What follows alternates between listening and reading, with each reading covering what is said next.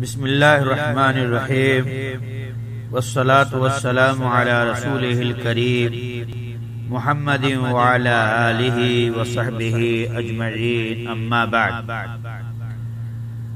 قال اللہ تبارک وتعالی فی القرآن المجید: اعوذ باللہ من الشیطان الرجیم، وعسى أن تكرهوا شيئا وهو خير لكم وعسى أن تحبوا شيئا وهو شر لكم والله يعلم وأنتم لا تعلمون۔ رب اشرح لي صدري ويسر لي أمري واحلل عقدة من لساني يفقهوا قولي رب زدني علما۔ میرے بزرگوں، دوستوں اور اسلامی بھائیوں اور بہنوں، السلام علیکم ورحمۃ اللہ وبرکاتہ۔ آج میں آپ لوگوں کی خدمت میں نفس کی عیوب کا جائزہ لینے کے اصول اور طریقے کو لے کر حاضر ہوا ہوں۔ برادران اسلام، یہ حقیقت ہے کہ نفس کی عیبوں کی معلومات بہت ہی مشکل ہے، کیونکہ یہ داخلی دشمن اور محبوب دشمن ہے، جس سے بچنا اور اس کی عیبیں تلاشنا بہت ہی مشکل کام ہے، الا یہ کہ جس بندے کے ساتھ اللہ تعالی بھلائی کا ارادہ کرتا ہے تو اسے اپنے نفس کی عیبیں، کمیاں اور بیماریاں دکھا دیتا ہے۔ جس کے پاس بھی بصیرت ہوتی ہے تو اس کی عیبیں اس سے پوشیدہ نہیں رہ سکتی۔ جب عیب کی پہچان ہو جائے تو اس کا علاج بھی آسان ہو جاتا ہے، مگر اکثریت تو اپنی عیوب ہی سے ناواقف ہیں۔ دوسروں کی آنکھوں میں تو باریک ریشہ بھی نظر آ جاتا ہے اور خود کی آنکھوں میں موٹے پیڑ کا تنا بھی نظر نہیں آتا۔ برادران اسلام، نفس کی عیبوں کی جانچ کے 4 اصول بتلائے گئے ہیں۔ نمبر 1، کسی ایسے شخص کی صحبت میں بیٹھے جو کہ نفس کے عیوب کی بصیرت رکھتا ہو اور ساتھ ہی اس کے علاج میں بھی ماہر ہو۔ مگر آج کے اس دور میں ایسے مشائخ کا وجود بہت ہی مشکل ہے۔ پھر بھی اگر کوئی ایسا عالم باعمل مل جائے تو اس کی صحبت کو لازم پکڑیے۔ نمبر 2، سچا امانتدار، دیندار اور بصیرت رکھنے والے دوست سے مطالبہ کریں کہ آپ میرے نفس کی نگرانی رکھیں کہ جو بھی اخلاقی و اعمالی برائی نظر آئے آپ فوراً اس پر مجھے متنبہ کر دیں۔ عمر بن عبدالعزیز رحمہ اللہ فرماتے ہیں: رحم اللہ رجلا اہدى الینا عیوبنا۔ فصل المقال فی شرح کتاب الامثال، المؤلف ابو عبید البکری، صفحہ نمبر 274 تا 275۔ اللہ رب العالمین اس بندے پر اپنی رحمتیں نازل کرے جس نے ہمارے عیوب ہمیں ہدیہ کیا، اور خود عمر بن خطاب رضی اللہ عنہ نے حذیفہ بن یمان رضی اللہ عنہ سے کہا کہ میں تمہیں اللہ کا واسطہ دے کر پوچھتا ہوں کہ کیا اللہ کے رسول صلی اللہ علیہ وسلم نے میرا بھی شمار منافقوں میں کیا؟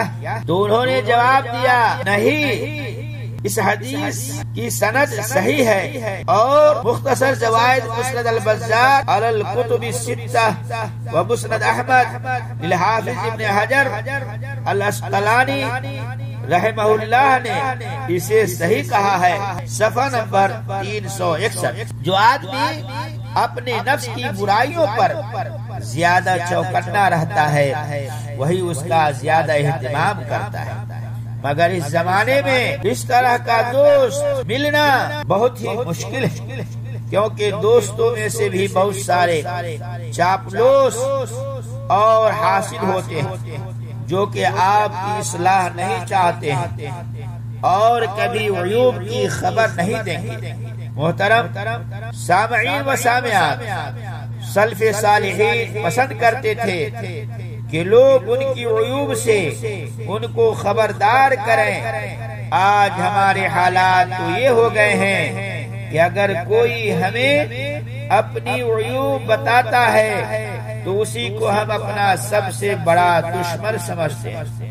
یہ ہمارے ایمان کی کمزوری کی نشانی ہے، کیونکہ بری اخلاق سانپ اور بچھو کی طرح ہے۔ اگر کوئی ہمارے کپڑے کے بارے میں خبر دے کہ اس میں بچھو ہے تو ہم اس کا بڑا احسان مانتے ہیں اور سب کے سب اس بچھو کو مارنے لگ جاتے ہیں، حالانکہ بد اخلاقی کے اثرات سانپ اور بچھو کے زہر سے بھی زیادہ خطرناک۔ نمبر 3، اپنے نفس کی عیب کا استفادہ دشمنوں کی زبانوں سے کرنا، کیونکہ غصے اور ناراضگی کی آنکھ برائیاں بتاتی ہے۔ انسان اپنے جھگڑالو دشمن سے اپنے عیوب کے متعلق جتنا فائدہ اٹھا سکتا ہے اتنا اپنے چاپلوس دوست جو کہ اس کے عیوب کو چھپاتا ہے اس سے فائدہ نہیں اٹھا سکتا۔ میرے اسلامی بھائیوں، ایک مومن اپنے دشمنوں کو دیکھ کر گھبراہٹ اور تنگ دلی محسوس نہیں کرتا ہے، بلکہ اس میں بھی اللہ تعالی کی حکمت کو مد نظر رکھتا ہے۔ اور جیسا کہ اللہ تبارک و تعالی سورہ بقرہ آیت نمبر 216 کے اندر ارشاد فرمایا، وَعَسَىٰ أَن تَكْرَهُوا شَيْئًا وَهُوَ خَيْرٌ لَكُمْ وَعَسَىٰ أَن تُحِبُّوا شَيْئًا وَهُوَ شَرٌّ لَكُمْ وَاللَّهُ يَعْلَمُ وَأَنتُمْ لَا تَعْلَمُونَ۔ ممکن ہے جس چیز کو تم بری جانو اور دراصل وہی تمہارے لیے بھلی ہو، اور یہ بھی ممکن ہے کہ تم جس چیز کو اچھی سمجھو حالانکہ وہ تمہارے لیے بری ہو۔ حقیقی علم تو اللہ کو ہے، تم محض بے خبر ہو۔ اور سب سے اہم بات یہ ہے کہ دنیا میں بڑے بڑے دینداروں اور خاص طور پر نبیوں کے بھی دشمن رہے ہیں، اور اس سے بڑھ کر بات یہ ہے کہ خود اللہ تعالیٰ کی دنیا میں بے شمار دشمن ہیں، جبکہ وہ ان کا خالق، مالک، مربی اور پالنہار ہے۔ اس لیے دشمنوں کا ٹینشن آپ دل سے نکال دیں، بلکہ دشمنوں کی طرف سے جو بھی باتیں آپ کے متعلق آپ تک پہنچتی ہیں ان پر آپ خوش ہو کر استفادہ کریں اور اپنے نفس کی اصلاح کریں۔ نمبر 4، لوگوں سے میل جول اور تعلقات رکھنا۔ اس کی بنا پر جو چیز لوگوں کو ناپسند ہو اس سے دور رہیں۔ عام طور پر اکثریت اچھے اخلاق ہی کو پسند کرتی ہے۔ منہاج القاصدین للشیخ احمد بن عبد الرحمن بن قدامہ المقدسی، صفحہ نمبر 147۔ محترم سامعین و سامعات، ان چاروں اصول کے ذریعے آپ اپنے نفس کی عیوب کی مغفرت حاصل کر سکتے ہیں۔